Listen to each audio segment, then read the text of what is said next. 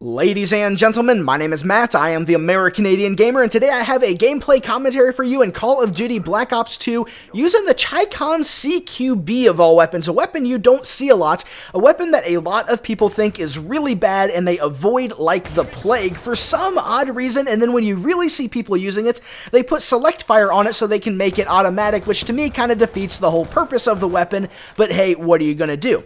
And this gameplay really exemplifies something I have always liked about the Call of Duty series, and something that exists in Call of Duty more so than any other first-person shooter, and that's the idea that no weapon is bad.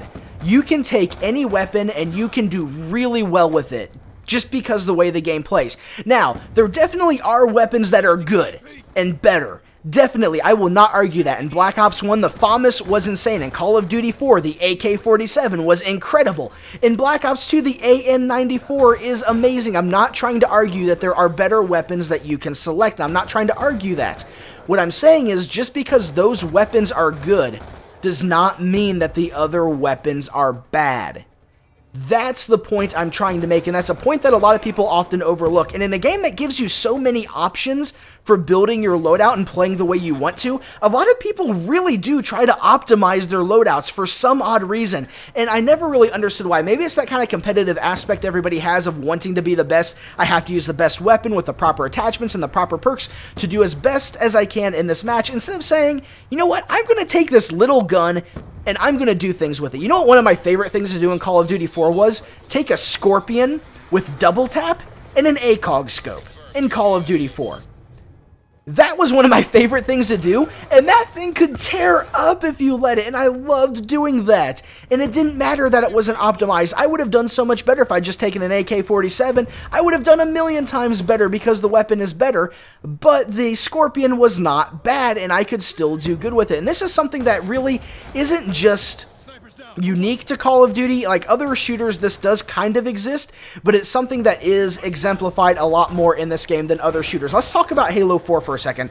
In Halo 4, taking certain weapons puts you at a severe disadvantage in the multiplayer, namely the Storm Rifle and the Suppressor. If you choose either of those weapons, you are in major trouble and at a major disadvantage compared to every other weapon in the game, because they're just not consistent weapons. They're just not good weapons. They really aren't. They have good attributes about them. The Suppressor has an insanely large magazine, but it's really inconsistent with a really high spread and a really short range and really low damage.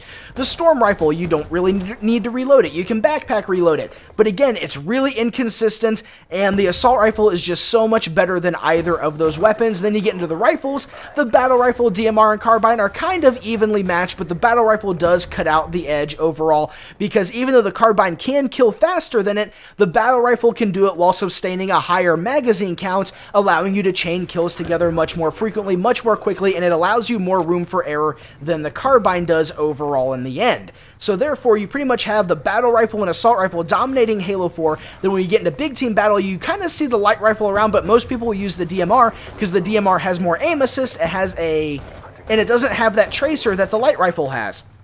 So there, you have a bunch of weapons that really it's not in your best interest to take, because it's just not fun to play with them when you're at that much of a disadvantage. But in Call of Duty, you can take basically any weapon you want and say, I'm going to have fun with this. I'm going to have a lot of fun with this, and there's only one other game that I think does this just as well, and that's probably Team Fortress 2. Team Fortress 2 does this very well, to the point where you can say, I'm going to take whatever weapon I want, because the weapons are balanced differently in that game. You know, they're not just like straight up like, oh, more damage, smaller magazine. Some are, but they're always like little weird things, like the Degreaser. It's weaker than the other flamethrowers, but gives you insane weapon switch capabilities. You know, the Candy Cane for the Scout. You take more explosive damage and you do less melee damage, but it drops a small health kit when you kill somebody. You know, that's another game where you can do that quite a bit, and you can do really well with basically any loadout. But Call of Duty has this to a much greater extent because of the way the game plays, because it has that modern military shooter aspect where everybody dies really quickly, everybody's very vulnerable to gunfire, and every weapon is basically powerful in its own right because of the way the game plays. Basically, that's why it is much more prevalent in Call of Duty, and I think this is something that a lot of people tend to overlook about the game, and that you can just play it any way you want to, using any weapon you want, and you can still do good. That's the point I'm trying to make. You can still do good. You can still tear up. I am using a weapon in this gameplay that most people think is a bad weapon, but I'm still doing good with it. I am still tearing up with it. I mean, I'm missing half my shots there, but it didn't matter because the guy couldn't see a thing anyways.